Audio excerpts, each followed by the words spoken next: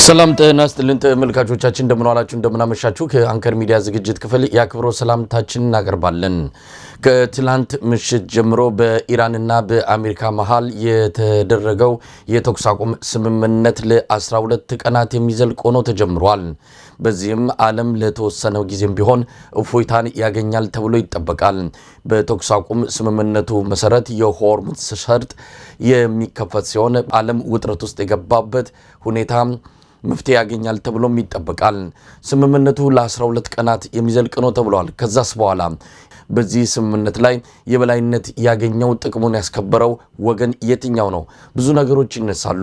የአሜሪካና የኢራን ጦርነት እንደዚሁም እስራኤልንም ያካተተው ላለፉት አንድ ወር ገደማ ዓለምን ሲያስጨንቅ የነበረው የመካከለኛው ምስራቅ ቀውስ በተወሰነ ደረጃ ረገብ ሊል እንደሚችል የፖለቲካ ታዛቢዎች እየገለጹ ነው።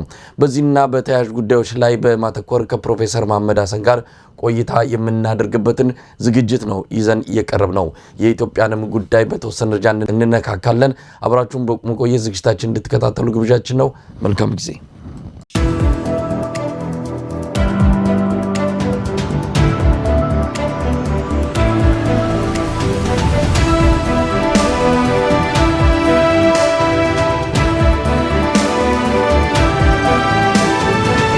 ጤና ይስጥልን ፕሮፌሰር መሐመድ። ጤና ይስጥልን። እንደምን አለ መሳይ? እንዴት ሰነበት? ሰላም ነው ወይ? የኢራንና የአሜሪካንን ውዝግብ በተመለከተ ባለፈውም ተገናኝተን ብዙ ነገር አንስተናልና ይሄ ቀን ሊመጣ እንደሚችል በተወሰነ ደረጃ ፍንጭ መስጠትንም አስታውሳለሁ። ለማንኛውም ስለ ስምምነቱ አጠቃላይ ሁኔታው እንዴት እንደነበረ፣ ይህ ስምምነት ዘላቂ ነው ወይ፣ ከዚህ ስምምነት ማን አሸናፊ ሆኖ ወጣ የሚሉትን እናነሳለን። ግን የምናስቀድመው የሀገራችንን ጉዳይ ነው። እንዴት እየተከታተልክ ነው ፕሮፌሰር መሐመድ? በጣም ጥሩ። ሀገራችን እንደምታየው ጽምዶ የሚባለው የዩናይትድ ፍሮንት የተፈጠረው እያደገ ስርዓቱን እያስጨነቀ ነው ያለው። የራሱን ማኖቨሮቹን በዛ ሊያደርግ ይሞክራል። ታደሰ ወረደንም ጋብዞት ሪፖርት እንዲያደርግ አድርገውታል። ግን በአጠቃላይ ሰሜን ኢትዮጵያ የአማራ ክልልም ሆነ በብዙ መልኩ ደግሞ ትግራይም ሆነ አፋርን ምናምን ከጁ የወጣ ነው ያለው የኃይል አሰላለፍ ስርዓቱን በጣም ያሰጋና እሱም ከአዲስ አበባ ውጪ ብዙ የሚቆጣጠረው ነገር የለም። በቅርብ ቀን ከሁለት ቀን በፊት በወጣው ሪፖርት የምዕራብ አገሮች ኤምባሲዎችና ሌሎቹ አገሪቷ 90% ከጁ ወጣለች ብሎ ጽሁፍ አውጥተዋል። የራሳቸውን ዜጎችም ተጠንቀቁ፣ በዚህ አካባቢ አትሂዱ ብሎ በማፕም በምንም አዘጋጅተው አውጥተዋል። አብዛኛዎቹ የሚሉት ምንድነው? እዚህም ከማናገራቸው ስርዓቱ እንደሆነ ቋፍ ላይ የተቀመጠ ነው። ህዝባዊ መሰረትም የለውም። የጊዜ ጉዳይ ነው። ይሄ ስርዓት ይወድቃል ብሎ የገመገሙ ብዙ ሰዎች አሉ።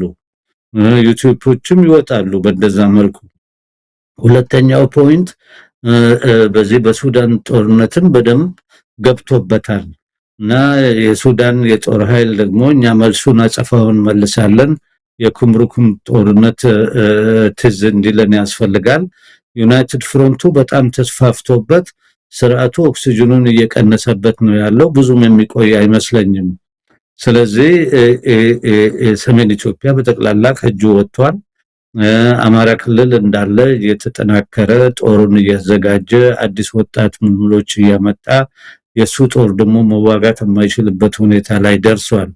ስለዚህ የስርዓቱ መውደቅ ጉዳይ የሚያጠራጥር አይደለም።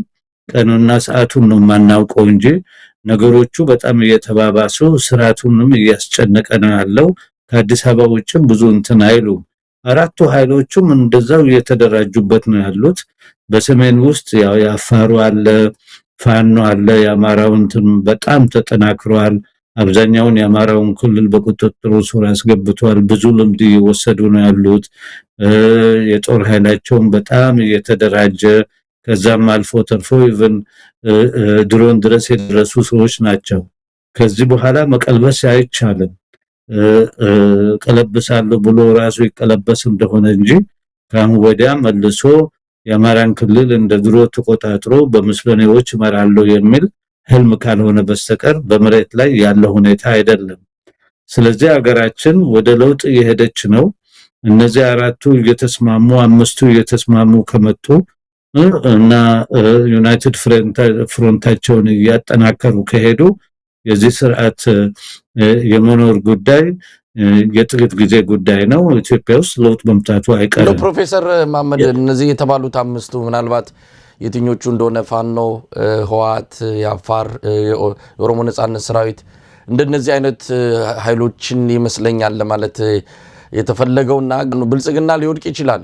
ምንም በራሱ ጊዜም ተጠልፎ የሚወድቅበትን የራሱ ድክመቶች ያሉበት ብዙ ቀዳዳዎች ያሉበት ስብስብ ነው። ግን እነዚህ የሚመጡት ኃይሎች ኢትዮጵያን ወደሚፈልገው ዲሞክራሲያዊ የጠነከረች አንድነቷ የተጠበቀ ኢትዮጵያን ለማምጣት የሚያስችል የጋራ እንደው መስመር አላቸው ወይስ የጋራ ጠላት ስላለን እንተባበር አይነት አንድ ዓላማ ግብ አስቀምጠው የሚንቀሳቀሱ ኃይሎች ናቸው የሚል ስጋት በብዙዎች ዘንድ አለ። ከዛ በኋላስ የሚልም ነገር ይመጣልና ብዙ ጊዜ ማፍረስ እንችላለን መገንባት ነው ማንችለው የሚለው የተለመደው አባባል አሁንም ተግባራዊ እንዳይሆን ምን ዋስትና አለን? ፕሮፌሰር መሐመድ መቼም ትግሉ ቀጥሎ እዚህ ሌቭል ላይ ደርሰዋል። የግድ ነው መነጋገራቸው አይቀርም። ሁለተኛው ስቴጅ ላይ ምንድነው ማድረግ አለብን? ምን አይነት የሽግግር መንግስት መፍጠር አለብን? ሞላው ኢትዮጵያም ሌላውም ክፍሎች ተጠርቶ በአዲሱ እንትን ላይ አዲስ ሀገር የሚገነቡበትና የሽግግር መንግስት የሚፈጥሩበትን ሁኔታ አሁን የተደራጀ ይመስለኛል። በዛ መልኩ መቀጠሉ አይቀርም። ኦፍ ኮርስ አሁን ዋና ጠላታቸው ስርዓቱ ስለሆነ በስርዓቱ ላይ የሚሊተሪም የፕሮፓጋንዳም የምንም እንትን እየሰሩ ነው ያሉት። ኤክስፒሪየንስም ይዞ ይመጣሉ። ምክንያቱም ሌላ መንገድ የላቸውም። ይሄ ሀገር የብዙ ህዝቦች ሀገር፣ ወንድማማች የሆነ ብዙ የተሰቃየ ሀገር፣ ከዚህ በፊትም ደግሞ ለዛሬ ኦልሞስት 30 ምናምን ዓመት በላይ ችግር ላይ የነበረ ህዝብ ነው። ሌላ አማራጭ የለውም። ተዋጊዎቹም የሚታገሉትም ክፍሎች ንቃታቸውን ከፍ አድርጎ እጃቸውንም ከፍተው ከሌላ ወንድሞቻቸው ጋርም አብሮ የመስራት ፍላጎትም ያሳያሉ፣ ፍላጎትም አላቸው። ይሄንን እንግዲህ አሁን ለምንትን ለማለት እና ለማስረዳት እኔዛ በነሱ ወከፍ እነሱ ጋር የለሁም። ግን ምሰማው ምንድነው እየተስማሙ እየተነጋገሩ ነው ያሉት። ዋና ጠላታቸው ደግሞ አዲስ አበባ ላይ ያለው ስርዓት ነው።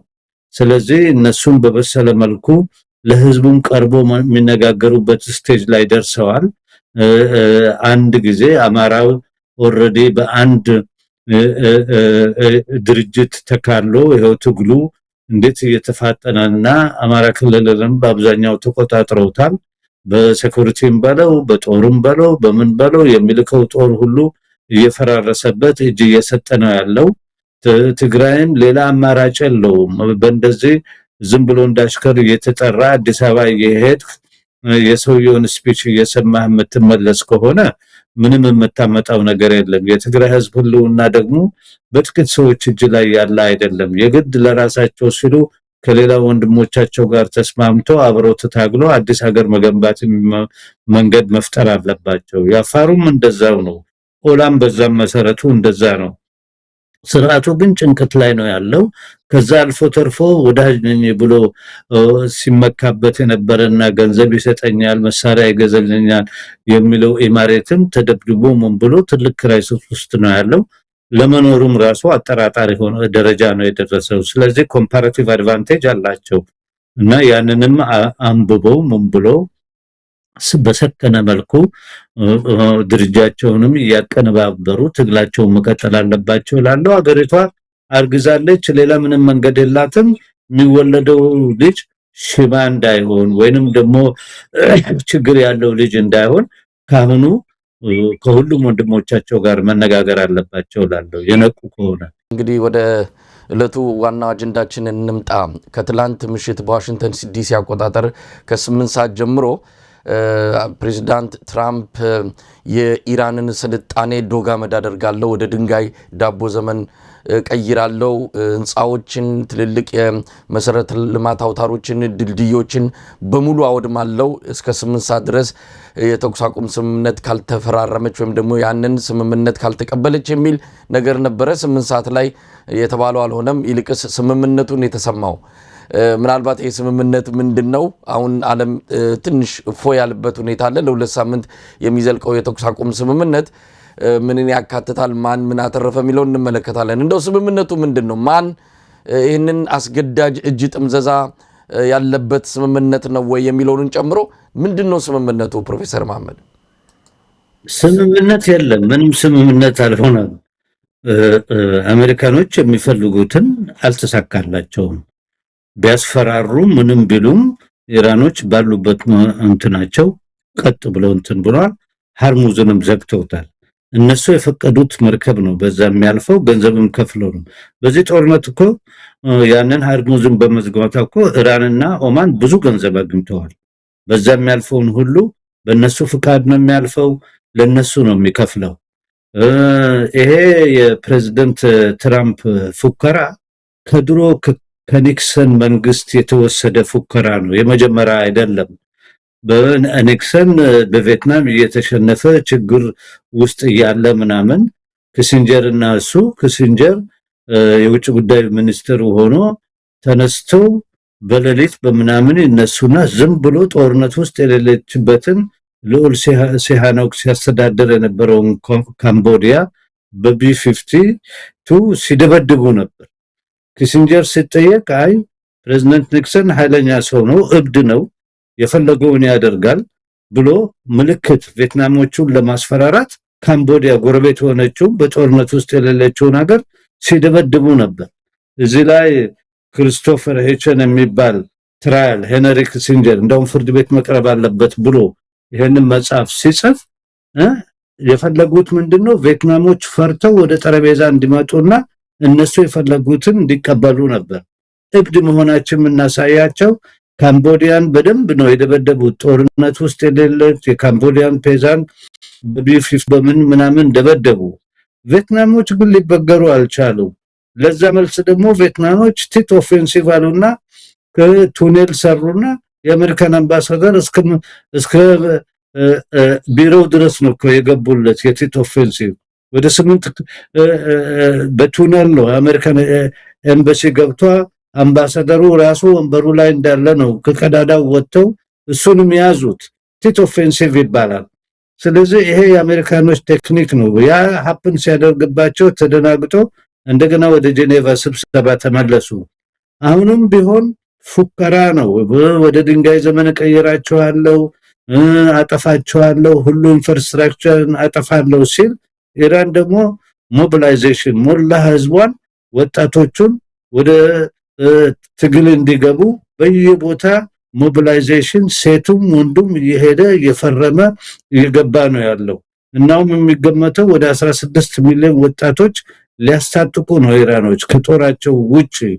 ስለዚህ ብላፍ ነው። ሰውየው እብድ ነኝ እኔ ሁሉን ነገር ወረውራለሁ፣ እጃችሁን ካልሰጣችሁ በቃ ያልቅላችኋል፣ ወደ ግንዳይ ዘመን ትሄዳላችሁ ምናምን ብሎ ፎከረ። አሃላ እስከ ለሊቱ 8 ሰዓት ድረስ በዛን ጊዜ እኔ አጠፋቸዋለሁ አለ። ተመልሶ አክሮባት ሰራና ለ2 ሳምንት ደግሞ እንደገና ስምምነት እንዲቀጥል ብሎ እንትን አለ። ይሄ ራሱ አሜሪካን ህዝብ ውስጥ ትልቅ ውጥረት የሚፈጥር ከዛም አልፎ ተርፎ የተለያዩ ጀነራሎችና መኮንኖችም የጦሩ ኃይል አባረራቸው። ጦሩም ራሱ ቀስ ያለ አመጽ ማድረጉ አይቀርም። የኢኮኖሚው ሁኔታ እየተባባሰ ነው ያለው። አየህ ጦርነቱ ኢራን ላይ ያተኩር እንጂ በጠቅላላ ፔትሮልና ነዳጁን ያለውን ኤሪያ ተቆጣጥሮ ቻይናንም ማመቅ ነው የሚፈልጉት። ይሄ ግን አልተሳካም እስካሁን ድረስ። የሚገርመው ነገር ኢንዲያ ውስጥ ሙስሊሙም ህንዱም ሙሉም ባለሀብቱም ሙሉም ገንዘብ አዋጥተው ምን ብሎ ከኢራን ጋር ሶሊዳሪቲ ያርጉ ገንዘብ ይልካል። ሴንትራል ኤዥያም እንደዛው ነው። ምግብ ይልካሉ፣ ምን ይላሉ።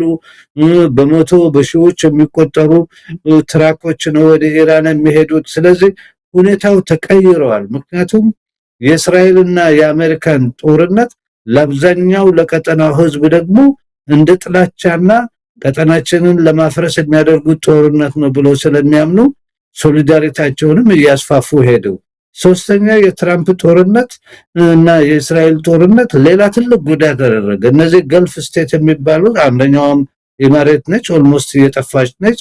ገልፍ ስቴቶችንም ትልቅ አደጋ ላይ እንትን ብሏል። እደበድባለሁ የሚለው ኢራንን እንደዛ ወደ ድንጋይ ዘመን ቀየራለሁ ሲል ኢራን ደግሞ የራሷ መልስ አላት። ገልፍ ላይና እዛ አካባቢ ያሉትን የነዳጅ እንትኖችን መደብደቡ አይቀርም፣ ማጥፋቱ አይቀርም። ስለዚህ ጥያቄው ገልፍ ይኖራል ወይ ነው። ሃርሙዝንም መቆጣጠር አልቻሉም። ስለዚህ መጨረሻ ላይ እንዳው ተው ያዋጣህም ዓለምንም ትልቅ አደጋ ላይ ትጥላላ አሜሪካንም ትልቅ አደጋ ላይ ትጥላላ ብሎ ሳይነግሩት አልቀረም መሰለኝ አጠገቡ ያሉት ሰዎች። አሁን ደግሞ ለሁለት ሳምንት አራጅማለሁ አለ። ግን ሃርሙዝ አይከፈትም። ፕሮፌሰር መሐመድ አሜሪካም ያተረፈችው እንዳለ ነው እንግዲህ ፕሬዝዳንቱ እንደተናገሩት ከሆነ በዋናነት ኢራን ዘግታው የነበረውን በተለይ ለተወሰኑ ወዳጆቿና እሷ ለመረጠቻቸው ብቻ ክፍት ያደረገችውን ሆርሙዝን ክፍት እንድታደርግ ይሄንም በስምምነት ውስጥ መካተቱን ተገልጿልና ኢራን ሁሉን ያገኘችበት ስምምነት ነው ማለት እንችላለን። ሆርሙዝን አልከፍትም ያለችውን እንድትከፍት መደረጉ በራሱ ለፕሬዝዳንት ትራምፕ ድል አይደለም? በመጀመሪያ ደረጃ ስምምነት እኮ መሳያ የለም። ምንም አይነት ስምምነት ለኢራን የተጠየቀው 10 ፖይንት እሷ ያስቀመጠችው 10 ፖይንቶች አሉ። ምንም ስምምነት የለም። ዝም ብሎ ሰውየው ፎከረ፣ ምን አለ፣ ደበድባለሁ አለ ምናምን። በኋላ ምናልባት ትንሽ የበሰሉ ሰዎች ስላማከሩት በዚህ ምንም የምታገኘው ነገር የለም ብሎ እንትን አሉት። በቃ እና ሪትሪት አደረገ። ይሄ የነሱ ቴክኒክ ነው። አየህ፣ ማስፈራሪያ ሳይኮሎጂካል ወልፌር ለማድረግ የተጠቀሙት ነው። ምንም አይነት ከኢራን ዘንድ የመጣ ምንም አይነት ስምምነት የለም። ሃርሙዝም አይከፈትም። እንዳውም እንደ ኮንትራሪ ሃርሙዝ ከተዘጋ በኋላ ኢራን ብዙ ገንዘብ አግኝታለች። ኢራን እና ኦማን በዛ የሚያልፍ ሁሉ መርከብ ለነሱ ከፍሎ ነው የሚሄደው ያለው። ስለዚህ ምንድነው የሚያደርገው? እንግዲህ 2 ሳምንት ብሏል። እስቲ 2 ሳምንቱን ደግሞ እናያለን። እዚህ ላይ አንድ ልንግባባ የሚያስፈልገው ይሄ ጦርነት ኢራን ላይ ብቻ የታወጀ ጦርነት አይደለም። ጦርነቱ ኢራን ላይ ይሁን እንጂ ዋናው ዓላማውና እንትን የሚሉት ቻይናን እንዳልኩ ባለፈው ጊዜ በጫማ ውስጥ ጠጠር ለማስገባት የሚያደርጉት ነው። ኢራኖችም ቻይናዎችም ራሽያን ፌደሬሽንም እኮ በምስጢር ከኢራን ጋር ያግዛሉ። ኢራንን በሳተላይት በምን ያግዛሉ። የአውሮፓ ደግሞ እንደምታውቀው አይ እኛ በዚህ ጦርነት ውስጥ አንገባም፣ ከዚህ በፊትም በሌላ ጦርነት ውስጥ ተነክረን ዩክራይን ውስጥ ምንም ያመጣነው ውጤት የለም፣ ኢኮኖሚ ክራይሲስም አመጣብን፣ ህዝባችንም ላይቀበል ይችላል ብሎ አይ እንዳውም የፈረንሳይ ፕሬዝዳንት ትላንትና ሲናገር ሳይኮፓት ነው፣ ይሄ በሽተኛ ነው፣ የሳይኮሎጂ በሽታ ያለው ሰው ነው ብሎ ነው ፕሬዝዳንት ትራምፕን የሰደበው። ስለዚህ አውሮፓ ውስጥም ያለው ሙድ አይደለም። አሜሪካ ውስጥም እንደዛው ሰፊው የአሜሪካ ህዝብ በአጭር ጊዜ መነሳቱ አይቀርም። ከዚህ በፊትም ሰላማዊ ሰልፍ ወጥቷል። ስርዓቱ እየተናጋ ነው፣ እየተነቃነቀ ነው እና ምናልባት ይሄ ነገር ደግሞ የዓለምን ሁኔታ ቶታሊ ሊቀየረው ይችላል። ሁለተኛው ፖይንት ደግሞ ቴል አቪቭ ላይ ያለው ኔታንያሁ እብዱ አሁን አብዛኛው የእስራኤል ህዝብ ሲጠየቅ እሱን የሚደግፈው 49% ሆኖ 51% አንቀበልም፣ ጦርነቱ መቆም አለበት የሚል ሐሳብ ከእስራኤል ህዝብና ከሰፊው የእስራኤል ህዝብ እየመጣ ነው ያለው።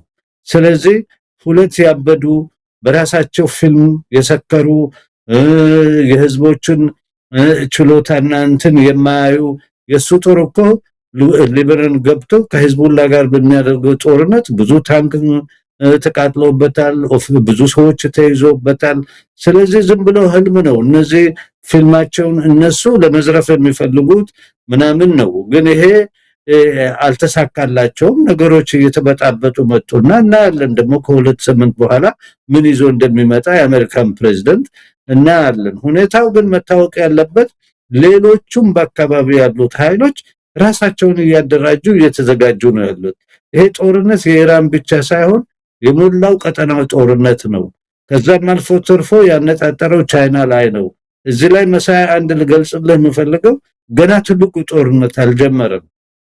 ቻይና ያለፈው ዓመት ባወጣችው መግለጫ በ2027 ታይዋን የቻይና አባል ትሆናለች አለ። እንዴት አድርጎ ቻይና እንደምትሆን አናውቅም። ታይዋን በዓለም ውስጥ ትልቋ ሶፊስቲኬትድ የሆነ ቺፕስ የምታፈራ ሀገር ነች እና ቻይና ሊሚቷንና ጊዜዋን ተናግራለች። በ2027 ታይዋን የቻይና አባል ትሆናለች ነው።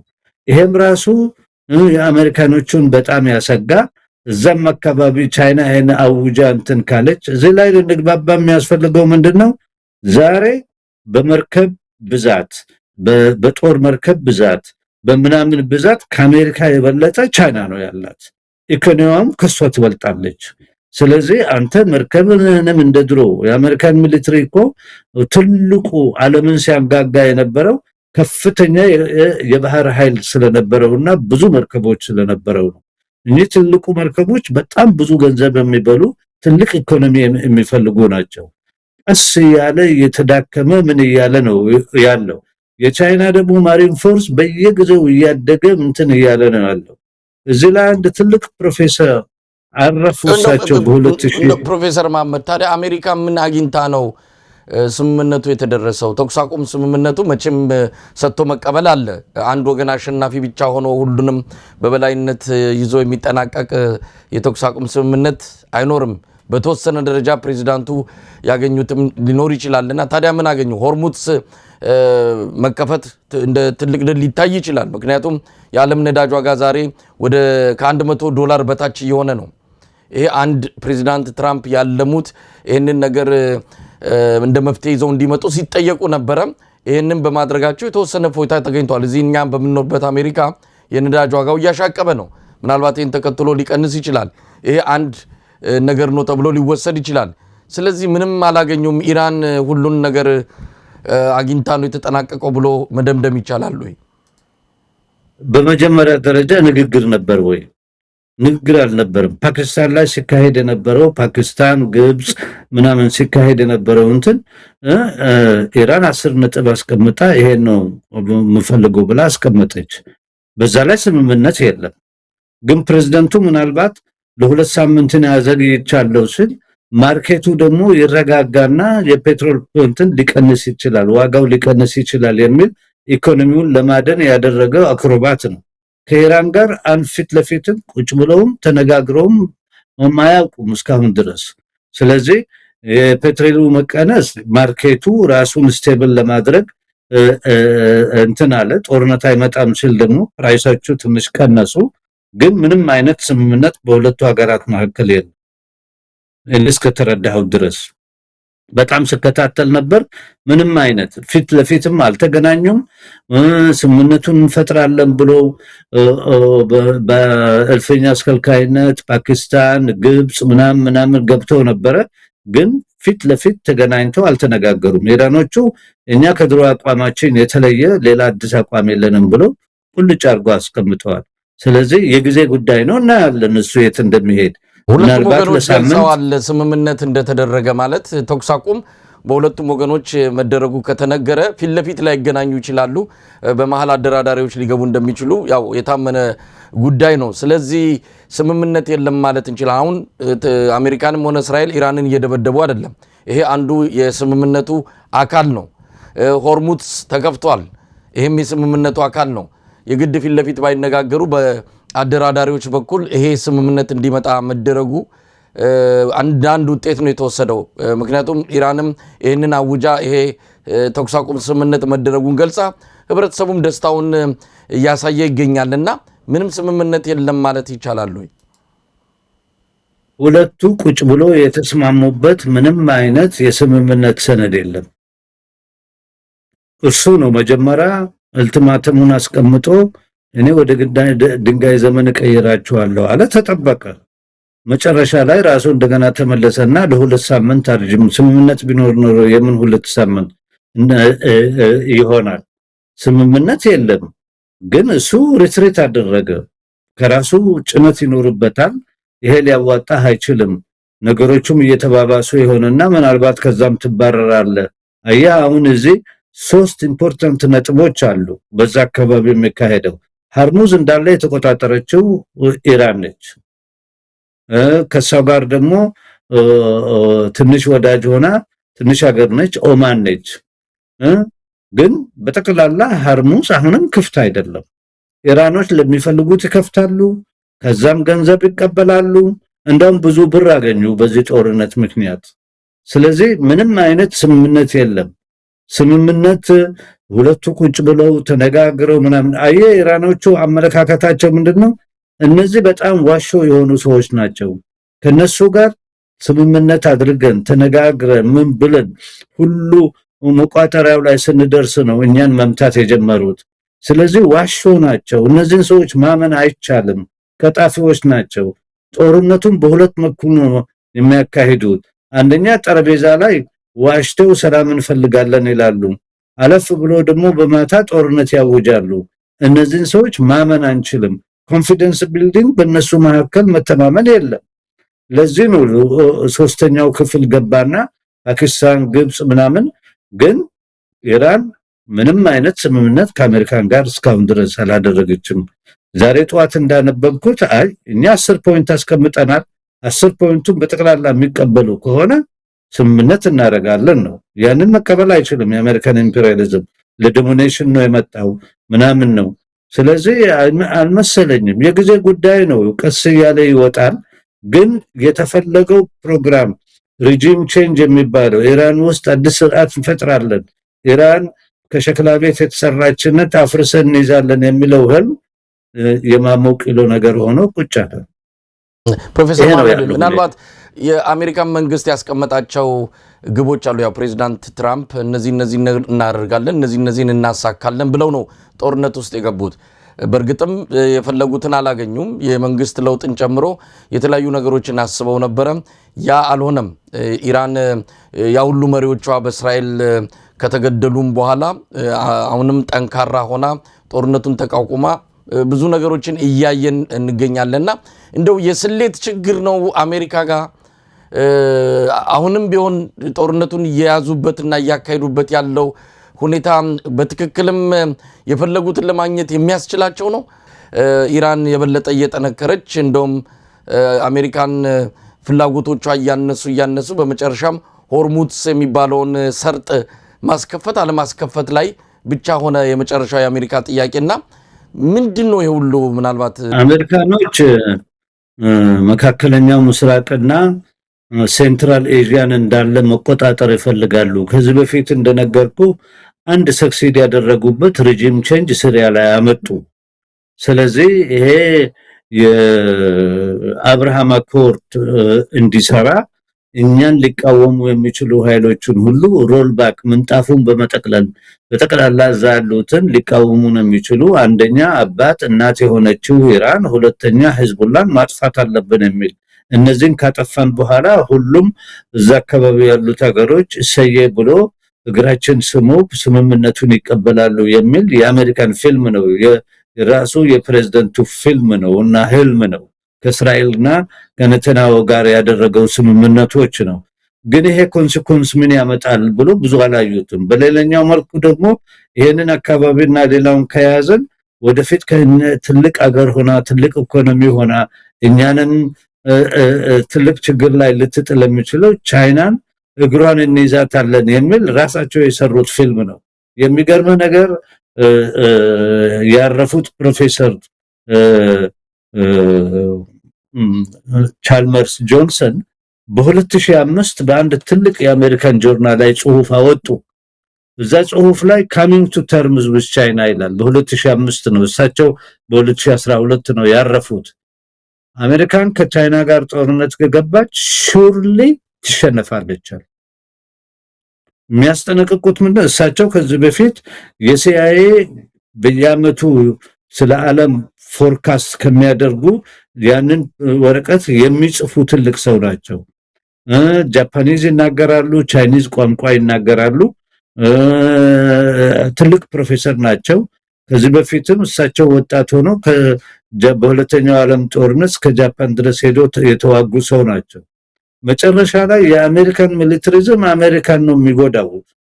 ቻልመር ጆንሰን የተለያዩ መጽሐፍ የጻፉ ሰው ናቸው። መጀመሪያ ከጻፉ ጽሁፋቸው አንዱ 11 ሴፕቴምበርንም የተነበዩ ናቸው።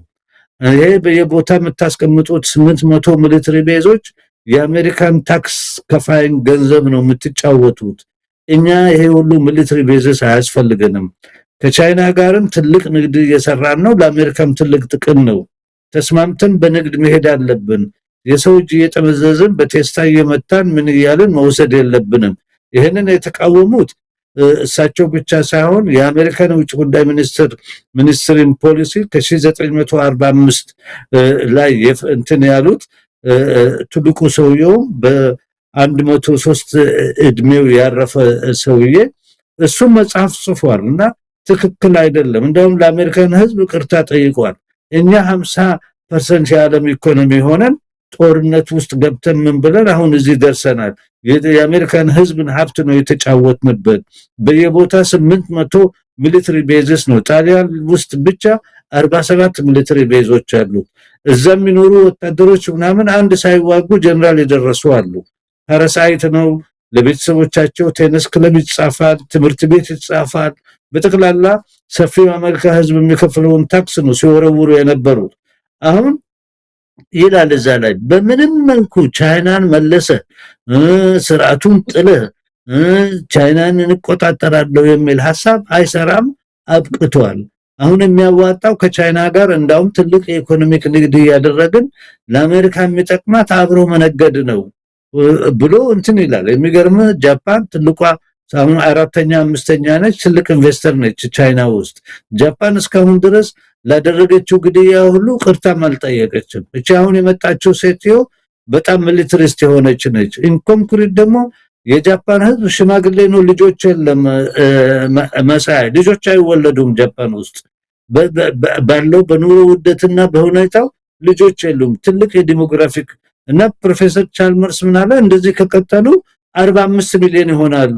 ልክ እንደ ድሮ እስከ 1870 ድረስ የጃፓን ህዝብ ቁጥር ይሄ ነበር። ኢኮኖሚያቸው ያደገ ሲመጣ ምን ያለ ሲመጣ ህዝባቸውም ጨመረ። አሁን ይሄ ቁልቁል እየወረደ ነው ያለው።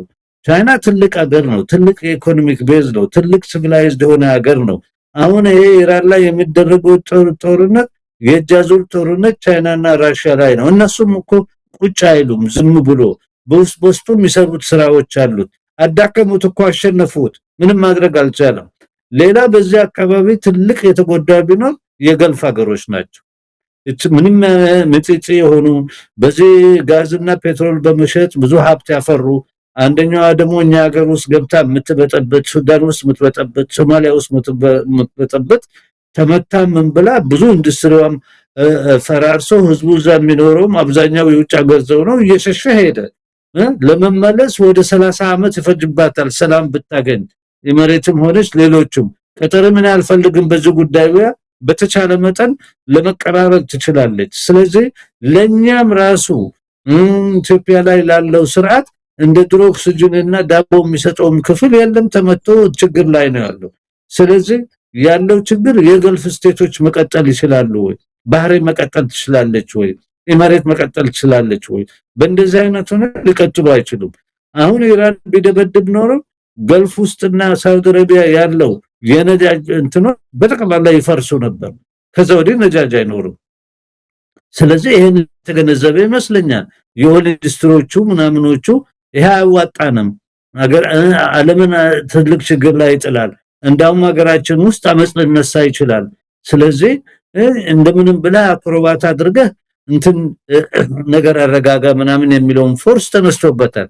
እሱ እኮ አይደለም እሱ ፕሬዝዳንት ይሁን እንጂ አሜሪካ ውስጥ የአሜሪካን ኢኮኖሚ የሚቆጣጠሩ ኃይሎች ከኮንግረስ በስተጀርባ ያሉ ትልልቅ ኃይሎች ናቸው። በእነሱ መካከል ደግሞ ልዩነቶች አሉ። አንደኛው ክፍል ቶሎ ብለን ቻይናን እኛ መቆጣጠር የምንችለው ማዳከም የምንችለው ይሄ በተቀላላ እዛ አካባቢ ያለ ነዳጆቹን ስንቆጣጠር ነው። ይሄንን ደግሞ ማድረግ የምንችለው አንድ የተሳካልን ሲሪያ ላይ ያለ፣ ከዛ ወዲህ ደግሞ ኢራን ላይ ቢሳካልን በቃ ቻይና ችግር ላይ ትወድቃለች የሚል የራሳቸው ህልም ጽፎ ወጡ። ስለዚህ ሁሉ ጊዜ በሚገቡት ጦርነት እኮ በህልም ላይ የተመሰረተ እንጂ ኮንክሪት መሬት ላይ የተመሰረተ አይደለም። መስራትማ ቢፈልጉ ኖሮ እኮ 47 ዓመት ኢራንን እነሱ ለምንድነው ሳንክሽን የሚያስገባት? መነገድ ከፈለጉ ማሽን የሚያሸጥ ከፈለጉ ምን ከፈለጉ አብሮ መስራት ይችሉ ነበር። ዶሚኔሽን ነው የፈለጉት። እንደፈለጉ ኢራንን እንደዛ መቦጥቦጥ፣ ሌላውን ቦታ እንደፈለጉ መቦጥቦጥ። ይሄ ደግሞ አሁን ተበላሸባቸው። ከዛም አልፎ ተርፎ እንግሊዝ የአሜሪካን ጦር የገባበት ጦርነት ከሁለተኛው ዓለም ጦርነት በኋላ ሁሉ ጦርነት የእንግሊዝ ኃይሎች ወይንም ደግሞ ወታደሮች ሲሳተፉ ለመጀመሪያ ጊዜ ግን በዚህ ጦርነት አልተሳተፉም። ጥቅማቸውም ከዛ ጋር የተያያዘ አይደለም። ስለዚህ አሁን የምናየው ምንድነው? ዓለም ወዴት ነው የምትሄደው? አዲሱ ዓለም የተረገዘው ሊወለድ እየገፋ እየወጣ ነው። የወደፊቱ ደግሞ ያለፈው ደግሞ እያረጀ እየመነመነ ነው ያለው። እኛ ኢትዮጵያኖች ማየት ያለብን ትልቅ ሀገር አለን፣ 120 ሚሊዮን በላይ ህዝብ አለን። ትንሽ እንዝርት የማታክል ሀገራችን ታሽከረክራለች።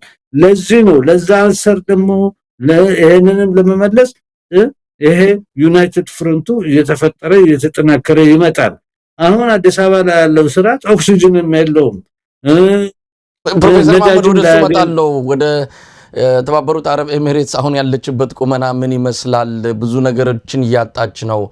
ከዛ አንፃር እንደና አብይ ያሉ የዚች ሀገር የማደጎ ልጆች እንበላቸው ከፍተኛ ችግር ውስጥ እንዳሉ እንሰማለን። ወደዛ እንመጣለን። ግን ወደ ኢራንና አሜሪካ ጉዳይ እንምጣና ብዙ አስደናቂ ነገሮችን አየን። ፕሬዚዳንት ትራምፕ ወደ ድንጋይ ዳቦ ዘመን እቀይራለሁ፣ ያንን ስልጣኔ በሙሉ በአንድ ምሽት ዶግ አመድ አድርጋለሁ ብለው ሲናገሩ እንግዲህ የኢራን ሕዝብ አደባባይ ወጥቶ ድልድዮች ላይ ተኮልኩሎ የተለያዩ ትልልቅ የኃይል ማመንጫ ቦታዎች ላይ እዛ በመገኘት አብራችሁ ታቃጥሉናላችሁ እንጂ ብሎ ሕዝቡ በአደባባይ የወጣበት ሁኔታ በጣም አስደናቂ ነገር ነው። ሌላው አሜሪካ ሁለት ተዋጊ ጀቶቿ ከተመቱ በኋላ አብራሪዎቹን ለማውጣት ለማዳን የሄዱበት ርቀት በራሱ የአሜሪካንን የወታደራዊ አቅምና ችሎታ በሚገባ ያሳየና አንድ የአሜሪካ መንግስት ለዜጋው በዚህ አይነት ሁኔታ ላለ ዜጋ ምን ያህል ዋጋ ከፍሎ ቅድሚያ ሰጥቶ እንደሚያድንም የታየበት ይህም አስደናቂ ክስተት ነው ማለት ይቻላል። ሌላው ነገር እንዳለው ነው። አሁን የ12 ቀን የተኩስ አቁም ስምምነት ተደርሷል። ያው ሁለቱም ወገኖች ጥይት አይተኩሱም ከዚህ በኋላ ለ12 ቀናት። ከዛስ ስምምነቱ 12 ቀን ከሆነ በኋላ ሊፈርስ ይችላል፣ ወደ ነበረበት ጦርነት ሊገባ ይችላል። ምንድነው የምናየው ከ12 ቀን በኋላ? በመጀመሪያ ደረጃ የሃርሙዝ ድሮ ክፍት የነበረ ነው፣ ሁሉም ያልፍበት ነበር። አሁን ግን ሃርሙዝ ባለ ነው። ወደፊት ሃርሙዝ በነፃ የሚተላለፍበት ካናል አይሆንም። ጦርነቱ ያመጣልን አዲስ ኮንሴፕት ይዞ መጣ። ኢራን ፈጽሞ ካሁን ወዲያ ሃርሙዝ በነፃ ማንም ሰው ገብቶ እንደፈለገ ገብቶ የሚወጣበትን ሁኔታ አትፈቅድ። ባላንስ ኦፍ ፎርስሱ ተቀየረ። እሱ ጦርነት ከማድረጉ በፊት እኮ ሃርሙዝ ክፍት ነበር፣ ማንም ሰው አልዘጋውም። አሜሪካኖች ባደረጉት ጦርነት አዲስ ካናሉ ተዘጋ። በቃ ተከፍለ ነው የምትመጣው ከሞዴ በምንም መልኩ። ከዛ አልፎ ተርፎ ያወደሙት ምን ያሉት ምናምን ኢራኖች አንዱ ኮንዲሽናቸው ትከፍላላችሁ አገራችን ይሄ ሁሉ አመት ስንሰራ የነበረውን የፈረሳችሁት እናንተ ናችሁ፣ ኮምፐንሴሽን ሁሉ ጠይቀዋል። ከዛም አልፎ ተርፎ ሃርሙዝ እንደድሮ ማንም ዝም ብሎ የሚሽከረከርበት ቦታ አይሆንም። ታክስም ከፍላለህ፣ እኛ በፈቀድነው እኛ ባልነው ነው መተላለፍ ያለበት። ጦርነት አልነበረ፣ ሃርሙዝ ክፍት ነበር። ጦርነት እሱና እስራኤል አወጁ። ውጤቱ ይሄ ሆነ። ከቀጠለ ደግሞ ልክ እንዳልኩህ ነው። ቪየትናሞች እያሸነፉ ሲመጡ ኒክሰን በጣም ትልቅ የፖለቲካ ችግር ሀገር ውስጥና አንቲ ይሄ የቪየትናም ጦርነቱ መቆም ያለበት ብሎ ተማሪው ምኑም ተራማጁ ኃይል አሜሪካ ሀገር ሰላማዊ ሰልፍ ሲያደርጉ ምን ሲሉ ምናምን መጨረሻ ላይ ተነስተው ጎረቤት ሀገር ካምቦዲያ የጦርነቱ ውስጥ የሌለች ምን የሌለች ፕሪንሴስ ያኖክ የሚያስተዳድርበትን ሀገር ደበደቡ። 80,000 ሰው ገደሉ። መሳይ እነዚህ ኢምፔሪያሊስቶች እኮ ለሶስተኛ ዓለም ሰው ምንም ክብር የላቸው። ካምቦዲያ ምን አደረገቻቸው? መጨረሻ ላይ ይሄ ሰውዬ መጽሐፍ ጽፎ ኪሲንጀር ለፍርድ ቤት መቅረብ አለበት ብሎ ኮሚቴ ተቋቁሞ በየቦታ ይጫጫህ ነበር። ስለዚህ አሁንም የባላንስ ኦፍ ፎርስስ ነው እኛ ማየት አለብን። ባላንስ ኦፍ ፎርስስ አሁን ትልት አድርጓል። ምንድነው የሚያደርገው? ጦር መላክ አይችልም። ጦር ለመላክና ዘለማን 100 200 300 እስከ 500 ሺህ ጦር ሊያስፈልገው ነው። የአይነት ጦር የለውም። ኢኮኖሚው ጥሩ አይደለም። ከዛ አልፎ ተርፎ ደግሞ ሌላ ትልልቅ ኃይሎች በደንብ ኢኮኖሚው እንዲደማለት በውስጥ እየሰሩ ነው ያሉት። ስለዚህ ይሄ ጦርነት አሜሪካኖችንም እስራኤሎችም ማሸነፍ የሚችሉት ጦርነት አይደለም። ከፈቱት፣ እነሱ ነው የከፈቱት። ዋናም ያነጣጠረው በእንዳልኩ 2027 ላይ ታይዋን ወደደም ጠላ የቻይና አባል ትሆናለች። ይሄ ማለት ምንድነው? ታይዋን በዓለም ትልቋ የቴክኖሎጂ ቺፕስ የምትሰራ ሀገር ነች። የአውሮፕላን ቺፕስ በለው፣ የመርከቦች ቺፕስ በለው፣ የመሳሪያዎች ቺፕስ በለው ምናምን ያንን ሉዝ ካደረጉ ደግሞ ትልቅ ውድቀት ነው የሚያጋጥማቸው። ስለዚህ አሁን አሜሪካኖች ምንድነው የሚያደርጉት? ለዚህ ነው ፕሮፌሰር ቻርልስ ጆንሰን አዲስ መንገድ አሜሪካ ያስፈልጋታል፣ በዚህ መንገድ ሹርሊ ነው የምትሸነፉት፣ ንግድ ነው የሚያዋጣችሁ፣ ይሄ ዝም ብሎ በቡጤ በምናምን የሚለውን አቁሙ። በየቦታ የፈጠራቻቸውና ያስቀመጧቸው 800 ሺህ አሜሪካን ወታደሮች እነዚህ ፓራሳይት ናቸው። አገራቸው ገብተው ይስሩ። የአሜሪካን ህዝብ ታክስ የሚከፈለውን ገንዘብ በሌላ ነገር በቴክኖሎጂ በምን እንትን ብለን ከቻይናም ከሌላውም ያለ ሚሊታሪዝም ማደግ እንችላለን። አሜሪካ ብዙ ሪሶርስስ ያላት ሀገር ነች። ያንን ትተን ነው በየቦታ ጦርነት የምንገባው ይላል። ገዢ መደቡ አንደኛው የኮፖኒ እየቆረጠ የሚበላው ገዢ መደቡ ደግሞ ዘራፊና ሌባ ዝም ብሎ ጦርነት እያደረገ ምን እያደረገ የራሱንም የአሜሪካን ህዝብም የሰራተኛው ክፍል ሰፊው ህዝቡን ምኑን እያደህየ ቁልቁል እየወረደ ነው። አይተዋል። ስንት ሚሊዮን ነው አሁን ሰላማዊ ሰልፍ ያደረጉት። የአሜሪካ ህዝብም እኮ ሰው ነው እንደኔና እንዳንተ። እየነቃ መምጣቱ አይቀርም። የኢኮኖሚ ክራይሲሱም እየተስፋፋ መምጣቱ አይቀርም። ስለዚህ እነዚህ ኢምፔሪያሊስቶች ትልቅ ድንጋይ ያነሱና እግራቸው ላይ ይወረውራሉ። ቪየትናም ተሸንፎ ወጡ፣ ወደዱም ጠሉ። ንግግሩ ልክ እንደዚህ እንደ ቪየትናም እንደ ኢራን ነበር። የቪየትናም ንግግር ጄኔቫ ላይ ነበር የሚካሄደው።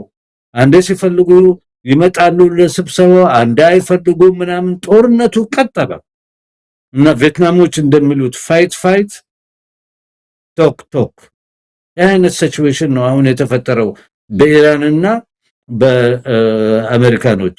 እስራኤልንም ቢሆን ይተቀሙባታል እንጂ የእስራኤል ጥቅም ደሴት ነች። ህዝቡ አሁን ሰልችቶታል። ያው እስከመቼ ድረስ ነው ኢኮኖሚዋን ሊቀልብ የሚችለው? የሁለቱ ፕሮጀክት አካባቢውን ይዘን ቀስ ብለን ቻይናን ገፍተን ራሽያን ፌዴሬሽን አፍርሰን ዓለምን እንቆጣጠራለን የሚል የማዘር ኢንዲያ ፊልም ሰሩና እነሱ ላይ ተመለሰ። ይሄ ነው ያለው ሁኔታው። ስለዚህ እኛ ማንበብ ያለብን ዓለም ወዴት እየሄደች ነው ያለችው?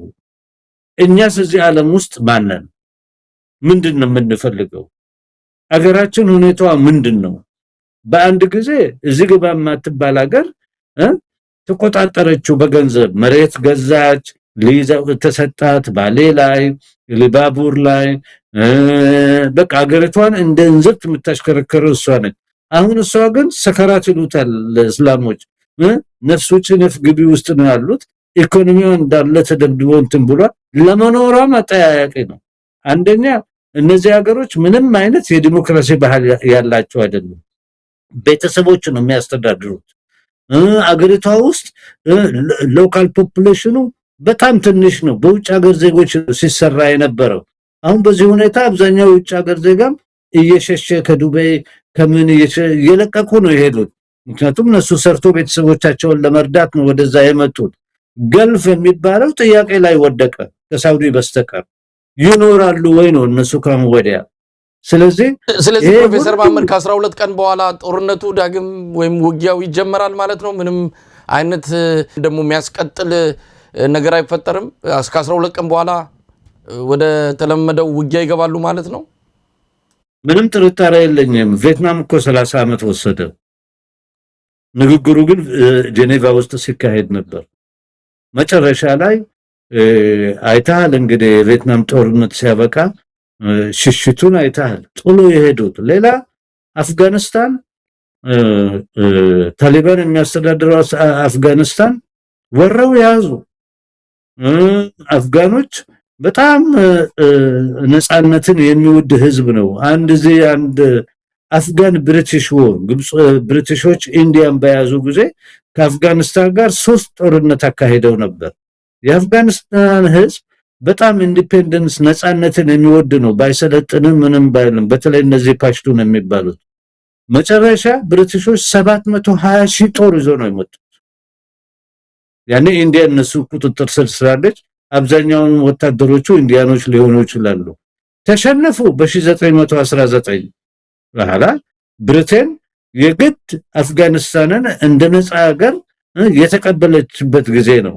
ሰዎች ጋር ነው የምትጣላው። ሰዎች ልትገል ትችላለህ። ቴክኖሎጂካል ካፓሲቲ ሊኖር ይችላል፣ አውሮፕላን ሊኖር ይችላል። የሰውን ግን አቋምና ህልውናውን፣ ታሪኩን፣ ክብሩን ማጥፋት አትችልም። ገንዘብ ትከሰክሳለህ፣ ብዙ ሰው ትገላለህ። ኢራቅ ገቡ፣ ለፔትሮል ነበር የገቡት። መጨረሻ ላይ ስርዓቱን አፈረሱ። ምናሉ ሰዎች ያዙ። ኦክሽን ሲደረግ 3ቱ ትልልቁ የነዳጅ ጉርጓዶች ሁለቱ አንዱ ለማሌዥያ አንደኛው ለቻይና ትልቁ እንደውም ጉርጓድ ለቻይና ነው የሄደው። አንተ ተዋክተህ ምን ብለህ ሰው አስጨርሰህ የራስን ወታደር አስጨርሰህ አንድ ነው ያገኙት። አሁን እንደውም ለቆ ይወጡ ነው ከኢራን። እንግዲህ ጦርነቱን እኛ ማየት ያለብን ምንድነው ኢራን ላይ ብቻ አይደለም ጦርነቱ ኢራቅ ውስጥ ያሉ የኢራን ወዳጆች የአሜሪካን ኤምባሲ ላይ ይደበድባሉ። ምን ይላሉ? እየተደራጁ ነው ያሉት በቀጠናው ምናምን እንትን ያሉናል። ከዛ አልፎ ተርፎ ደግሞ ራሽያኖች አሉ። ራሽያኖች ይረዳሉ። ምክንያቱም ይሄም ለነሱ ላይ ያነጣጠረ ነው። ይሄ ጦርነት ኢራን ላይ ብቻ አይደለም ያነጣጠረው ቻይና ላይ ነው ያነጣጠረው፣ ራሽያን ፌዴሬሽን ላይ ነው። ዩናይትድ ፍሮንት ፈጠሩበት። ልክ እንዳልኩ የኛ ልጆችም ዩናይትድ ፍሮንት መፍጠር እንዳለባቸው ዩናይትድ ፍሮንት ፈጠሩበትና በምስጥር ስራቸውን እየሰሩ ነው። አንዳንድ ሶፊስቲኬትድ መሳሪያ ያመጣሉ። ቻይናዎች በየቀኑ እየበረሩ ይወርዳሉ። እዛ ከሚገርምህ አንድ የሰሯቸውን ስራ ልንገርህ። እዚህ ላይ ኢራን ከቻይና የውሸት ታንኮችና አውሮፕላኖችና ምናምን በስንት $100 ሚሊዮን ትገዛለች። ታንኩ በነፋስ ነው። በቃ ያንን በየቦታ አስቀመጡ። ሚሊተሪ ቤዛቸው ላይ አስቀመጡ ምናምን። የአሜሪካና የእስራኤል አውሮፕላን እየተነሳ ሲደበድብ የነበረው ፕላስቲክ ነው። ከማን ተማሩ ይሄንን ካልከኝ ከዩጎዝላቪያ ናቶ ሲደበድብ 79 ቀን ነው የደበደቧቸው። መጨረሻ ላይ በአብዛኛው ካርቶንና ምናምን ነው ደብድቦ እንትን ያሉት። ፖለቲካሊ እዛው ከውስጣቸው ሰው ለነሱ ገዝተው ነው እነ ሚሎሴቪችን አስረው ሊሰጡ የቻሉት እንጂ በ79 ደግሞ ሰርቢያ ትንሽ ሀገር ነች። እንደ ኢራን ትልቅ አውሮፓን የሚያክል ሀገር አይደለም። አልተሳካም። ዝም ብለህ በአውሮፕላን የምታደርገው ነገር አይሰራም። የህዝቡን ስሜት ካንተ ጋር ከሌለ አይሰራም። ሞላው የኢራን ህዝብ ምን ታያቸው? ራሱ የፕሬዝዳንት ድንጋይ ዘመን ቀይራቸዋለሁ ሲል ለኛ ያለው ጥላቻ እዚህ ድረስ ነው። ራሳችን መጠበቅ አለብን ብሎ ሴቶቹም ወንዶቹም አሁን እየታጠቁ። ስለዚህ እነዚህ በጣም ሩቅ የሚኖሩ ትምክታቸው በጣም ከፍተኛ የሆነ በመሬት ላይ የሚራመዱ ሰዎች አይደሉም። ጀነራሎቹን እኮ ያባረረው አያዋጣንም ስላሉት ነው። ምንድነው ሀገራችንን ትልቅ አደጋ ላይ እየጣልክ ነው ያለው። ስለዚህ አሜሪካ ውስጥም ኢፌክቱ እየሰፋ ይመጣል ለማለት ነው። ስለዚህ ጊዜ ያስተምራል። ጊዜ ብዙ ነገር ይነግረናል። እኛ ግን ኢትዮጵያኖች መረዳት ያለብን የነሱም ፕሮፓጋንዳ ወደዛ ትተን እኛስ ምንድነው የምንፈልገው? ወዴት ነው የምናመራው? እዚህ ላይ ደርሰናል። አንተ ትላንትና ወጥቶና ሱሪውን አጥወጣለው ያልከው ክፍል ዛሬ የራሱን መሬት የራሱን አካባቢ 100% ተቆጣጥሯል። ጦርህን አፍርሶልሃል፣ ፖሊስህን አፍርሶልሃል። ታክስ መውሰድ አትችልም። ሁለተኛው ምንድነው? ኢንፋክት አሁን ፋኖ ጠንካራ ኃይል ነው። ከፋኖ መማር ያለበት የቀረው የጽምዶ አባል የሆነው የትግራይ አመራር በፍጥነት ማደግ አልቻለም። መድረስ ነበረበት። አየህ፣ ይሄ ድሮ የተከተቡት ክትባት ቶሎ ስላለቀቃቸው አዲስ ክትባት ያስፈልጋል። ሌላ አፋሮች አሉ፣ እየታጠቁ ነው ያሉት። ኦላንትን እያለ ነው። ለሀገራችንም አሁን የመሬት አፈርድሜ መብላት ለትግሉ በጣም አስደሳች የሆነ ጥሩ የሆነ እንትን ይላል። እዚህ ላይ ምንድነው ማወቅ ያለብን? አከርካሪውን አንተ ጠመንጃው ይዞ ሲወጋህ የነበረውን የቀለሃውን ሽታ አፍንጫው ድረስ ካላደረስክለት ምንም ማድረግ አትችልም። መሀይም ነው፣ ሰፊ አስተሳሰብ ያለው አይደለም። ደላላ የሆነ ሰው ለመሬት ደላላ የሆነው ለቅሶ ላይ ያለ ሰው ነው። ስለዚህ አብዛኛው ታጋዮቹን እኔ የምጠይቃቸው ይሄ ኮምፓራቲቭ አድቫንቴጅ ነው። ይሄ በእኛ አካባቢ የሚካሄደው እናንተን የሚያጠናክር ነው። መቶ እነሱን ፈረንጆች እየላኩ አንተን የሚያዙበት አንተን የሚያደናግጡበት ጊዜ የላቸውም። ጊዜያቸው ሌላ ቦታ ነው። ትልቅ ሀገር አለ፣ 120 ሚሊዮን ነው። በቀጠናው ደግሞ ከቀጠና ህዝቦች ጋር ከተስማማ አዲስ የሆነ ተአምር ኢትዮጵያኖች መስራት ይችላሉ ብዬ አምናለሁ። እና ሰፊ መሬት አለን፣ ውሃ አለን። ፕሮፌሰር መሐመድ አሁንም ወደኋላ እንመለስና እንግዲህ የኢትዮጵያንና የኤሚሬትስን ግንኙነት በሚገባ የምንመለከተውና ነው ጊዜ ወስደንም መወያየት ያለብን ጉዳይ ነው። የዚህ የአሜሪካና ኢራን መጨረሻውስ ምን ይሆናል? ኢራን ብዙ ነገሮቿ ተጎድተዋል፣ ምንም ጥርጥር የለውም። ብዙ መሪዎቿን አጣለች። ምናልባት አሁንም የተመረጡት መንፈሳዊ መሪ ከፍተኛ ጉዳት ደርሶባቸዋል በሚል እስካሁን ሕክምና ላይ ነው ያሉት። ምናልባት መጪው ጊዜ ከእሳቸው ጋር ምን ሊሆን እንደሚችል አናቅም። ግን ብዙ የደህንነት፣ የፖለቲካ፣ የስለላ አመራሮቿን ያጣች ናት በዚህ ጦርነት። ብዙ ሚሳይሎቿ ወድመዋል፣ ብዙ ተቋማቶቿ ተደብድበዋል፣ የነዳጅ ማጣሪያዎቿ፣ የኃይል ማመንጫዎቿ ተመተዋል። ቀላል ጉዳት አይደለም። ምንም እንኳን ተቋቁማ እስካሁን ብትቆይም የተመታችው ምት ቀላል የሚባል አይደለም። እሷም በገልፍ ሀገራት፣ በባህረ ሰላጤው ሀገራት ላይ ከፍተኛ ጉዳት ማድረሷም እንደዚሁ በቅርብ ስንታዘብ የቆየነው ጉዳይ ነው። መጨረሻው ምንድን ነው? ወደ ነበረበት ይመለሳል የዓለም አሰላለፍ? እንደተባለው የአሜሪካው ፕሬዚዳንት ከ2-3 ዓመት በኋላ ስልጣናቸውን ይለቃሉ። ብዙዎቹ ዲሞክራቶች፣ ብዙዎቹ እዚህ ያሉ የእሳቸው ተቀናቃኞች እቺን ጊዜ በትዕግስት ጠብቁ እያሏቸው ነው። የምዕራብ ሀገራትን፣ እንግሊዝን፣ አውሮፓውያንን ይሄ ሰውዬ ይሄዳል፣ ከዛ ነገሮች ተመልሰው መምጣታቸው አይቀርም። ስለዚህ አሁን ከዚህ ከኢራን ጦርነት በኋላ ምን ሊመስል ይችላል? ፕሬዚዳንት ትራምፕ የጀመሩትን እንቅስቃሴ ተዋሉ ወይስ ምን እናያለን በቀጣይ? ምክንያቱም ኩባንም እያሰቡ ነው። ቀጣዩዋ ኩባ ናት የሚልም ነገር ከአስተዳደራቸው እየሰማን ነውና ምን ልናይ እንችላለን? መጨረሻውስ ምንድን ነው? በጣም ጥሩ መሳይ። የአሜሪካን ኢምፔሪያሊዝም ትልቅ ክራይሲስ ውስጥ ነው ያለው። ጀነራል ክራይሲስ ውስጥ ነው ያለው። በፖለቲካ ክራይሲስ ውስጥ ነው ያለው። በሚሊተሪ አቅም ክራይሲስ ውስጥ ነው ያለው። በኢኮኖሚ ክራይሲስ ውስጥ ነው ያለው። ለዛ መልስ ነው ይሄንን ከዚህ ክራይሲስን ለማዳን ጦርነት የገቡት፣ የሰው ንብረት ለመዝረፍ እና ጦርነት ገቡ። ጦርነቱ ደግሞ ክራይሲሳቸውን የበለጠ ዲፕ እያደረገ እያሰፋ ምን እያለ የአሜሪካን ገጽታ እየገደለ መታወራውን ዲሞክራሲ ኤክስፖርት አደርጋለሁ የሚባለው ሁሉ ውሸት ሆኖ የሰው ሀገር ወራ ፕሬዝዳንቱና ሚስቱን በተኙበት አልፋ አሁን እስር ቤት አስቀምጣለች። የዲሞክራሲን ጥያቄ የሚባለው ውሸት እንደሆነና የዛሬፊዎች፣ የሌቦች፣ የቀጣፊዎች ግሩፕ መሆኑን ለዓለም ህዝብም ቁልጭ ብሎ ወጣ። ዓለምም እኮ ከነሱ እየተማረ ነው። ይሄ ስርዓት ዝም ብሎ አፋኝ የሆነ የሰው ንብረት የሚዘርፍ ለራሱም ህዝብ ዲሞክራቲክ እንትን የሌለው የጥቂት 1% ለሆኑ ሀብት የዘረፉና እንትን ላሉ ክፍሎች ነው ለነሱ ነው የሚዋጋው ያለው። ይሄ ደግሞ በአጭር ጊዜ የዓለምን ሁኔታ ሊያስቀይረው አይችልም። በ27 እሱ ራሱ እኮ ሀጅ ነው። ትራምፕም ጊዜው ያልቃል። የታይዋን ሁኔታም በ27 ላይ ቁጭ ብሎ ይወጣል። ምንድነው የሚያደርጉት? ቻይናን መወረር ይችላሉ፣ መጣላት ይችላሉ ከቻይና ጋር። ምክንያቱም ይሄ ጦርነት ቻይና ላይ ያነጣጠረ ነው። ቻይናም የሚያስፈልጋትን ነዳጅ አሁን ሊቀሙ ነው የሚፈልጉት ያሉት። ቻይናም ሞኝ አይደለችም። ቁጭ ብላ ምናምን እንትን ምትል የሰለጠነች ነች። አረቦች አንድ ነጋገር አላቸው፣ ጦርነት ብልሃት ነው። ስለዚህ ቻይና በብልሃቷ ጦርነቷን እና ራሷን እንትን ማለት ታመጣለች። ራሽያን ፌዴሬሽን እንደዛው ነው።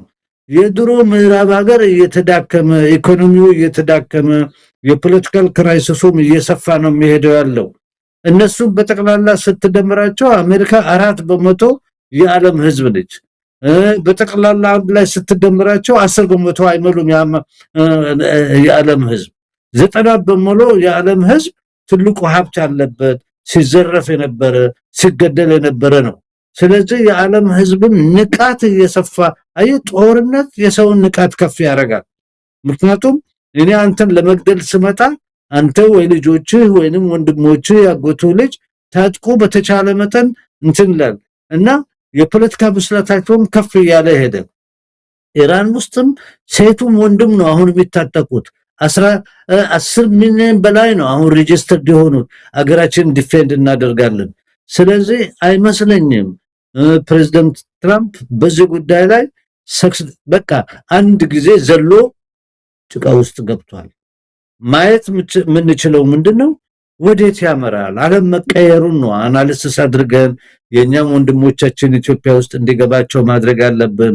ፋናዎቹም ከራሳቸው ብቻ ሳይሆን ከሀገራቸው ብቻ ሳይሆን ዓለም ላይ የሚካሄደው ወዴት ነው የሚያመራው፣ ዓለም እንዴት ሰነበተች በሚለው አመለካከት ማንበብ ማጤን አለባቸው። የራሳቸውንም ጥንካሬ የህዝቦቹንም ውህደት የሚፈጥሩበት። ምክንያቱም አንድ እድል ሎተሪ አግኝተዋል። ያቺ ገንዘብ ስትሰጥ የነበረችው መሳሪያ ስትሰጥ የነበረችው ኃይል ጠፍታለች። መነቃነቅም ካሁን ወዲያ አትችልም። የሚገመተው ኢኮኖሚስቶች እንደሚያወሩት አንደኛ ህዝቡ ሁሉ ሸሽቷል እኮ አብዛኛው እኮ ፎሬነር ነው ሸሽቷል። ሆቴሎች ኦልሞስት ዜሮ፣ ሚሰራ የለም፣ የሚመጣም የለም፣ ቱሪስት የሚመጣ የለም። ኢኮኖሚያቸው አፈር ድሜ በልቷል። መሬትን ብቻ ሳይሆን ኩዌትም እንደዛው ነው፣ ቀጠርም እንደዛው ነው። እንዳውም ስሰማ ምን ልበል 90% ያሉት ሆቴሎች በቃ ተቆልፈዋል። ማንም የሚመጣ የለም፣ ሻይ እንኳን የሚጠጣ የለም። ስለዚህ ይሄ ባላንስ ኦፍ ፎርስሱን ቀይሯል። እኛ ላይ ያነጣጠረው ሌላ ትልቅ ኢምፔሪያሊስት ኃይል ሆናለው፣ ወደቦቻችሁን እቆጣጠራለሁ፣ ወርቃችሁን ዘርፋለሁ፣ መሬታችሁን ወስዳለሁ ስትል እና ስትጨፍር የነበረችው ትንሿ ሀገር ዛሬ ለቅሶ ትልቅ ለቅሶ ላይ ነው ያለችው። እንደውም ፊውቸሯ የት እንደሚሆን እንትን። ስለዚህ እኛ ተከታትለን ማንበብ አለብን እና እኔ አረብኛ ችሎታ ስላለኝ ጋዜጦቻቸው፣ ቴሌቪዥኖቻቸው፣ ተቃዋሚዎቻቸውን እያነበብን ለህዝባችን ማቅረብ አለብን። አብዛኛው ህዝባችን አረብኛ ስለማያውቅ እንዴት ነው ሂደቱ፣ ሳውዲ አረቢያ ውስጥ ያለው ሁኔታ እንዴት ነው፣ የመን ውስጥ ያለው ሁኔታ እንዴት ነው፣ ጎረቤቶቻችን ላይ ያለው ሁኔታ እንዴት ነው የሚለው ይሄ ኢምፖርታንት ነው ለኛ። የሀገራችን ጎረቤቶች ናቸው። ሀገራችን ደግሞ ያለችበትን ሁኔታ አጥንተን ለህዝቡም ለታጋዮቹም ማቅረብ የኛ ግዴታ ነው። እንግዲህ ፕሮፌሰር መሐመድ ያው እንግባበት፣ ያው የኤሚሬትስን ጉዳይ በተደጋጋሚ ተነስቷልና እስቲ ደግሞ ከዚህ ከኢራን አሜሪካ እስራኤል ጦርነት እኚህ ገልፍ ሀገራት በተለይም ኤሚሬትስ የደረሰባት ኪሳራ ከየትኛውም የገልፍ ሀገራት በላይ እንደሆነ ነው መረጃዎች የሚያመለክቱት። ቀደም ሲል እንደተጠቀሰውም ወደ በርካታ ዓመታትን ወደኋላ የመለሳት ነው። ከ130 ቢሊዮን ዶላር በላይ ነው ያጣችው በተለያየ መልኩ።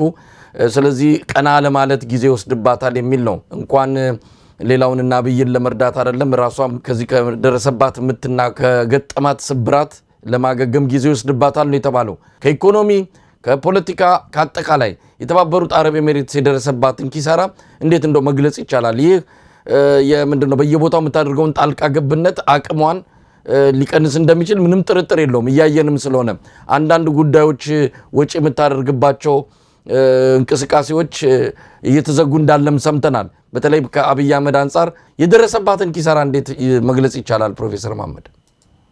በጣም ጥሩ። አንድ ትልቅ ትምክህተኛ የሆነ የነሱ ምሁር ነኝ ባይ ከዚህ በፊት ሲናገር የነበረው ስለ ቀጠናችን፣ ስለ ሱዳንና ስለ ኢትዮጵያና ስለ ቀጠናችን እነዚህ ሰው የሚመስሉ ዝንጀሮች ናቸው አለ። የሚገርመው ምንድነው ከጥጋቡ የተነሳና ቢሊዮኔር ነው ሰውየው። ኤሚሬትስ ትልቅ ኃይል ነች፣ ትልቅ ብር እጇ ላይ አለ። ስለዚህ ኤሚሬት የቀጠናው ጌታ ነች አለ። የመኔዎችን ሲገልጽ ምንም እንኳን እኛን የሚመስሉ አረብኛ የሚናገሩ ዝንጀሮች ናቸው አለ። የመኖች ደግሞ የዋዛ ሰዎች አይደሉም። አሁን ቅርብ ቀን ግን የተናገረውን ላጫውትህ ብዬ ነው። ምን አለ? የኤሚሬት አመራር ትልቅ ጥፋት አጥፍቷል አለ። ለምን ትልቅ ጥፋት አጠፋ አለው እና ጠየቀው ጆርናሊስቱ። ምን አለ? እኛ ጭንቅላታችን ውስጥ ያስቀመጥነው እና የምናየው ከሪያሊቲው ጋር ተጋጨ። ኤሚሬትስ በጣም አሁን አቆልቆላ ተመታ፣ ምን ብላ ወደፊትም የባሰ ትመታለች። ኤሚሬት ኤነርጂዋ ተመቷል። ከዛ አልፎ አሁን የሱ ፍራቻው ምንድነው? ውሃ ማጣሪያውን ኢራኖች ከመጡብን አንድ ሰው እዛ መኖር አይችልም። መሳይ እስካሁን ድረስ የውሃ ማጣሪያውን እንትኖችን አልመቱም ኢራኖቹ። እሱ ነው የሚለው የውሃ ማጣሪያውን ከተመታ ማንም ሰው በዛ ሙቀት እዛ መኖር አይችልም። ትልቅ ጉዳት ላይ እንወድቃለን። ትልቅ ከሳራ ላይ ነው ወደቅነው አሉ። አሜሪካኖች ዝም ብሎ ይደበድቡ ነበረ። ኢራኖቹ ግን ጎረቤቶቻችን ናቸው፣ ወንድሞቻችን ናቸው። ነገር ግን ካለፈ በኋላ ግን አንድ የውሃ መጣሪያ አገራቸው ውስጥ አይኖርም። አንተ በዛ ደረጃ ሙቀት ያለው አገር የሚጠጣ ውሃው ሲስተሙን ካፈረስከው አገሪቷ ፈረሰች ማለት ነው። ሶስተኛው ፖይንት ብዙ የአረብ ምሁሮች ባደረጉት አናሊሲስ ገልፍ የሚባል ሀገር ከአሁን ወዲያ ገልፍ አካባቢ ሊኖሩ አይችሉም። ባላቸው ኮንትራዲክሽን ሊወጡ ይችላል። ስደተኛው ሆኖ ሊመጡ ይችላል። ትልቅ እነሱ መሰላቸው ይሄ ጦርነት አየህ፣ ይሄ የአብርሃምን አኮርድ ስለፈረሙ ባህሬንና ኤሚሬት ምናምን ጦርነቱ በአጭር ጊዜ ተቀጭቶ ኢራን አዲስ ስርዓት ይመጣል ብሎ ፊልሙን አመኑ። ያ ፊልም አሁን ከአንድ ወር በላይ አለፈ። ብዙ ኢኮኖሚያቸው ፈረሰ። ስለዚህ እንደገና ለመነቃነቅ ሆርሙዝ ለነሱ መከፈት አለበት። ቀጠር መሸጣችልም ጋዟን አይመጣም። ኤሚሬት እንደዛው ምናምን ሆርሙዝን የተቆጣጠረው ኢራን ነው። አንገታቸውንና ኦክሲጅናቸውን ነው ያፈኑባቸው። ሌላ ሶስተኛ ፖይንት ልንገርህ።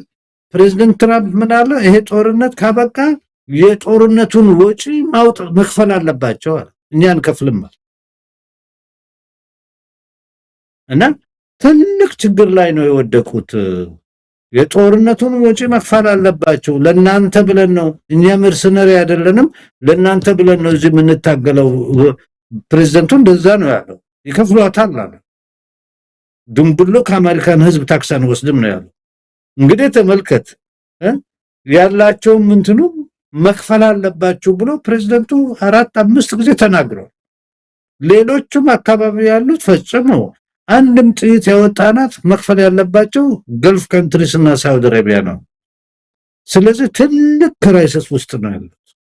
ይሄንን ነው እንግዲህ አሁን እነዚህ ሰዎች እንዳውም ሳውዲ አረቢያ በሐጅ ገንዘብ ታገኝ ይሆናል። እሷ አንድ ኮምፓራቲቭ አድቫንቴጅ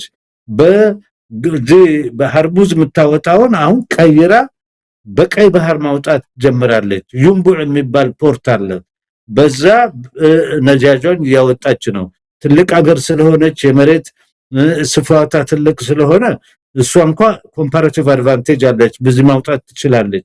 እነዚህ ግን ከኩዌት ጀመረ ባህሬን፣ ኤሚሬትስ ምናምን ሁሉ ገልፍ ላይ ያሉት በሃርሙዝ ማለፍ አለባቸው። ሃርሙዝ ለነሱ ጉሮሯቸው ነው። ከዛም አልፎ ተርፎ የወተር የውሃው እንትን ከተመታላቸው አከተመ። ያ ቦታ ላይ ሰውም ሊኖር አይችልም። አብዛኛው ትልልቁ ምሁሮች ምን ይላሉ? the end of the Gulf states ነው የሚሉት። ድሮም እንግሊዝ ነው የፈጠረው። ይሄ ለኛ ኮምፓራቲቭ አድቫንቴጅ ነው።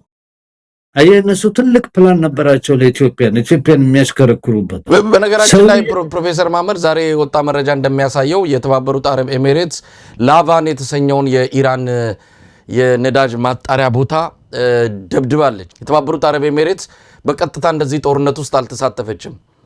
ስትከላከል ነበረ፣ ሲተኮስባት የነበረውን አቅሟ የቻለውን ስታመክን ነበረ።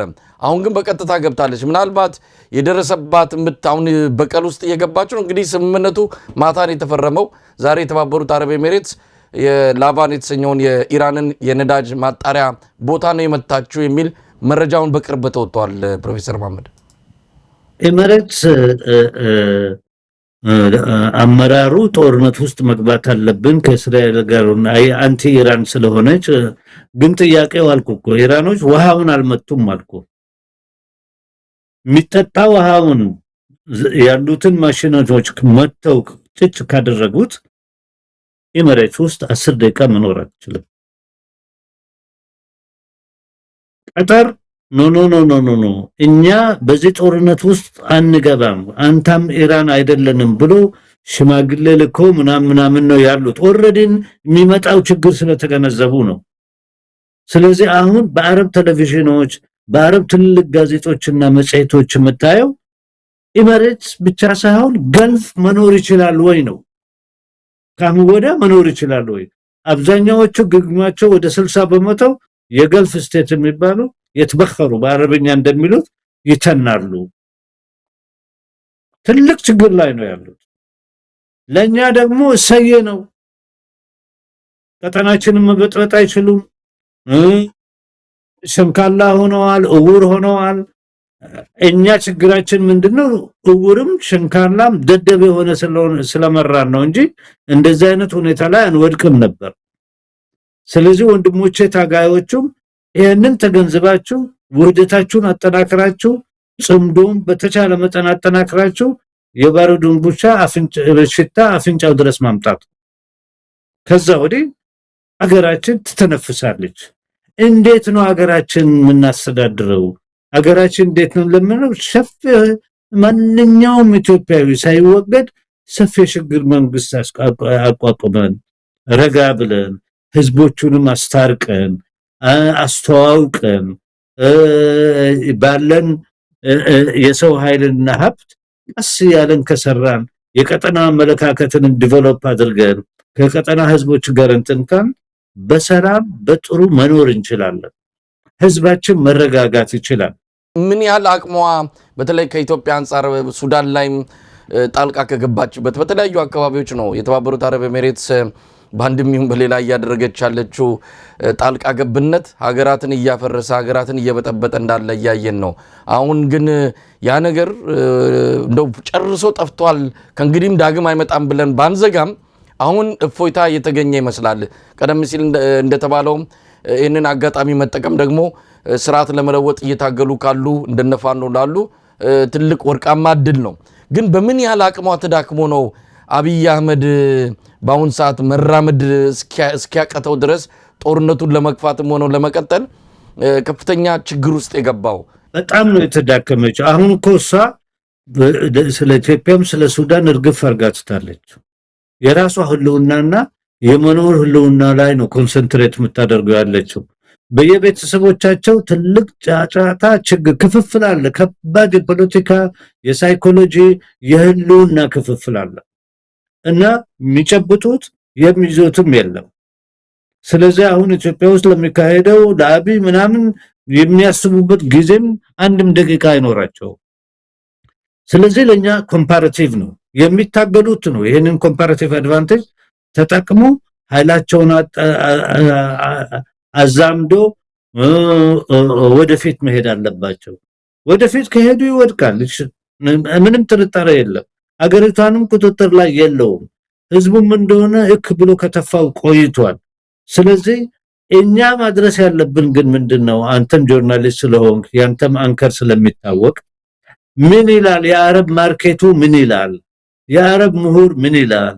የአረብ ህዝቦች ምን ይላሉ በዚህ ሁኔታ ላይ ምናምን የሚለውን ብዙውን ጊዜ በአረብኛ በምናምን ስለሚያስተላልፉ የኛ ህዝብ ደግሞ አብዛኛው ይሄንን ቋንቋ ስለማያውቅ ትንሽ በሳምንት አንድ ጊዜ በሁለት ሳምንት ሰብሰብ አድርገን ያለውን ሁኔታ እዛ አካባቢ ያለውን ሁኔታ ለህዝባችን ማቅረብ ግዴታ አለብን ባይ የተባበሩት አረብ ኤሚሬት ደም ስር ገንዘብ በመስጠትም ይህንን አገዛዝ በእግሩ ቆሞ እንዲሄድ አድርገዋለችና አሁን የሷ መዳከም በምን ያህል መጠን አብይ አህመድን ሊያሽመደምደው ይችላል?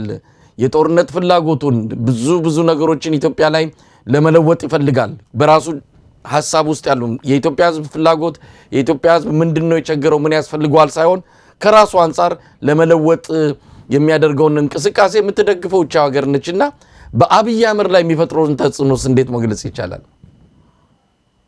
ለኛ በጣም ጭንቀት ላይ ነው ያለው። ምክንያቱም ከነቦዲ ጋርዱ የምትከፍልለት የነበረው እሷ ነች። ስለዚህ አሁን ብዙ ስለሷ አትሰማም። ትልቅ ጭንቀት ላይ ነው ያለው። አየህ ምንድነው እዛ አዲስ አበባ አካባቢ ያለው ክፍል ዩቲዩቦቹ ምኖቹም እኔና አንተ እንደምናየው ራሳቸውም ጋን ውስጥ ያሉ ናቸው። ምርጫ ይካሄዳል። የኩራዝ ምርጫ ነው የሚካሄደው። ከተካሄደም እዛ ላይ ከደረሰ ለማለት ነው።